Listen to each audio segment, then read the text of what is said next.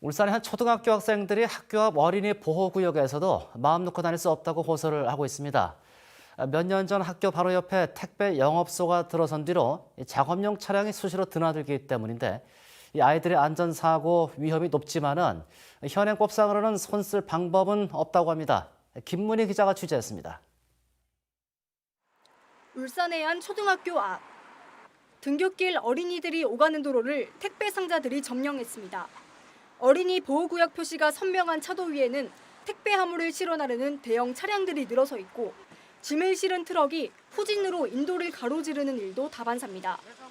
5년 전 한 택배회사의 영업소가 초등학교 옆에 들어온 이후 매일 등하교길에 벌어지는 풍경입니다. 불법 주정차를 금지하는 현수막이 붙어 있지만 택배사의 짐들이 도로를 떡하니 차지하고 있습니다. 상황이 이렇자 아이들은 정문으로 바로 가는 가까운 길을 놔두고 신호등도 없는 횡단보도를 두세 번 더 건너 반대편 길로 돌아가고 있습니다. 저를 지날 때 예전에 한번 저 지게차에 박을 뻔한 적 한번 있어요. 근데 저길 건너면 약간 좀 무서워가지고 여기로 건너고 있고.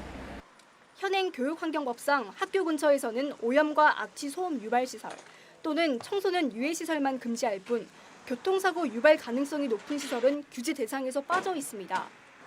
교통사고 위험으로부터 어린이를 보호하기 위해 지정한다는 스쿨존, 즉 어린이 보호구역의 취지가 무색해지고 있는 겁니다. 대체 부지를 구해서 빨리 이동을 해야 되는데 대체 부지가 없어요.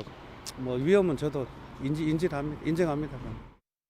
어린이 보호구역 내 과속과 불법 주정차에 대한 단속을 넘어서 통학로 안전을 근본적으로 확보하기 위한 환경 개선이 시급하다는 목소리가 높습니다. MBC 뉴스 김문희입니다.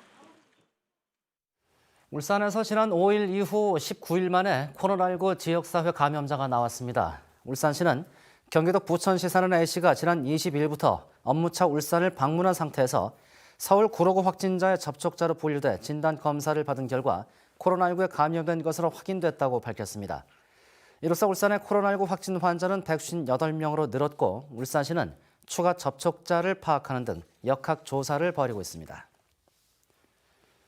울산에서 독감 백신 접종 이후 이상 반응 신고는 오늘까지 21건으로 집계됐습니다.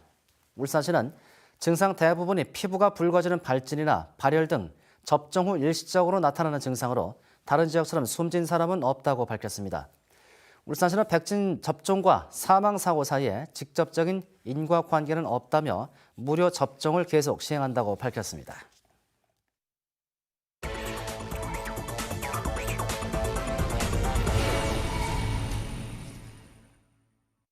울산지법 형사 3단도 김용희 판사는 찜질방에서 술에 취해 잠든 남성에게 접근해 성추행 합의금을 뜯어낸 혐의로 기소된 53살 A씨에게 징역 3년을 선고했습니다. 같은 범죄 전력이 있는 A씨는 지난 1월 찜질방에서 잠을 자고 있는 남성을 깨운 뒤 자신을 성추행했다며 위협해 합의금 60만 원을 받아내는 등 3차례에 걸쳐 107만 원을 받아 챙긴 혐의로 기소됐습니다. 울산 MBC가 주관하는 2020 서남 오스카요제가 오늘 오후 4시부터 2시간 40분간 울산 MBC 공개홀에서 열렸습니다. 오늘 행사는 최종 본선에 오른 10팀의 경연을 벌였고 홍자, 박미원 등 초청 가수 공연이 이어졌습니다. 이번 축제는 코로나19 확산을 우려해 무관중으로 진행됐으며 울산 거주자를 대상으로 참가 인원을 제한했습니다. 울산시는 코로나19로 어려움을 겪는 지역 소상공인의 판로 지원을 위해 울산페이로 온라인 결제가 가능한 울산몰을 다음 달부터 운영한다고 밝혔습니다.